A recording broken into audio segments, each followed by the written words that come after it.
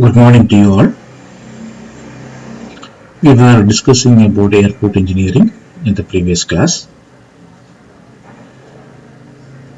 Today we will be discussing about what are the different types of marking that you will be seeing in the runway. So far what we have seen in an airport, the main structure or the component of an airport is going to be the runway. The main operation that is happening in the case of a runway is the landing operation and the takeoff operation. That means the aircraft will be landing on the airport and also it will be taking off from the airport. These two major operations happening in an airport, it is happening in the runway. In the daytime, when the pilot wanted a clear visibility, when he has got a clear visibility because of daylight, the markings are being made. We will see in case if the landing or takeoff operation take place in the night time, then we go for airport lighting. Different types of lightings provided in different components. But in the case when the operation happen in the morning time, that means when the lighting is there, when there is no light is there or natural light is there, then we make use of airport marking. See in the figure, what we can see here, it is going to be the magnetic, it is a bearing, it is being mentioned. North, south, east and west. North it is indicating it is a 0 degree and a 360 degree. East having 90 degree, south 180 degree, west 270 degree. So north is a 4 quadrants it is being made. And we have seen that the runways are designed based upon this kind of bearings. Here we can see two runways. One is parallel to north-south direction and another one parallel to the east-west direction. And the number 18 and 36, that is the airport number, that is a runway number. This 18 indicates it is 180 degree and the 36 indicates it is 360 degree. So it is parallel to the north-south direction. So 180 and 360 exactly parallel to the north-south direction. And the second runway, it is parallel to east-west direction, or you can say 9, that means 90 and 27 is 270. So 90, 270. So it is perpendicular to two runways perpendicular to each other. But this is a very rare case, it will not happen.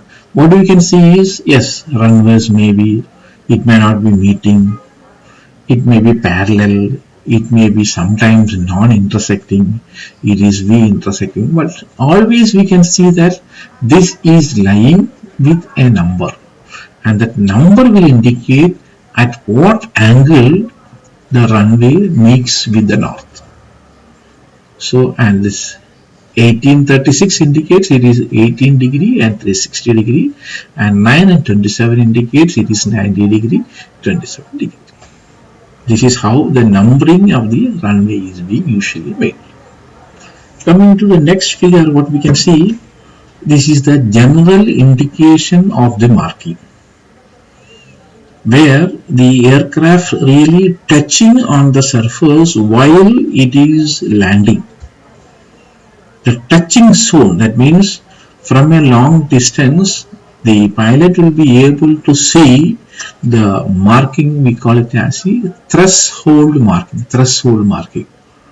You can see the dark, very near lines. It is on the extreme left side. What we can see, it is going to be the threshold marking. Then you can see in front again 3 and 3, 5 and 5, again 3 and 3, again 3 and 3. It will continue. And there is a center line. It is only there, so that also will be marked. So threshold will be marking. Touchdown zone. So here it will come. From here it started moving in this direction. That is, it is actually moving on the wheel. Initially 1000 feet, then 500, then 500, then 500, depending upon the length availability and also the speed by which it is coming. So this is how usually the marking is being carried out. See in the next figure, threshold marking. Left side it is 20 degree. So designations are going to be 20L on the left side, and it is 20 degree. Then it is going to be the touch down zone. Then it is being repeated. This is how the markings are usually being carried out. What is the threshold marking? What is the meaning? A threshold marking identifies the beginning of the runway that is available and suitable for landing. The runway threshold marking consists of 8 white longitudinal stripes of uniform dimension arranged evenly above the runway center line. So you can count the number of lines that is going to be there. These markings start 20 feet from the runway threshold. You can see the threshold. Then it is going to be the center line. Then continuation is going to be there. Very clearly you can see threshold marking, center line, touchdown zone, and then it is moving. So you can hear it is going to be 1, 2, 3, 4, 5, 6, 7 and 8. So 8 it is continuing center line. There are going to be strip markings that is on the both the sides of the central lane. There are going to be strip markings are there. Runway side strip markings provide a visual distinction between the runway and the surrounding terrain.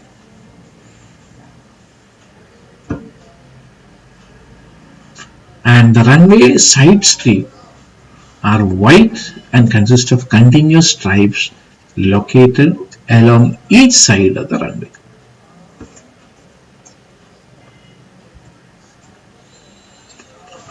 Next to threshold marking, what we can see is the touchdown zone marking. The touchdown zone marking identifies the touchdown zone for landing operation and coded to provide distant information in 500 meter.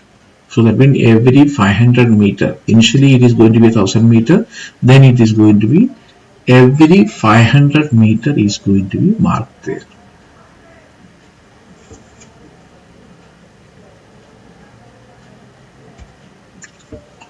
So in detail what we can see, initially where the aircraft is touching on the runway, we call it as the threshold marking. Then we have got the touch zone marking, then aiming point markings, and in the middle you can see the center line and extreme end, both the side, where from the center line on the left side as well as on the right side we have got the markings are going to be there. So this is about the runway marking. What are going to be the different kinds of runway markings? So runways, you are aware about the runway. It is going to be either parallel or perpendicular or inclined to the airport that is available. So there is a runway number is there, and also to indicate that where exactly the landing and taking operation can take place, there are going to be markings are being provided on the runways. Thank you.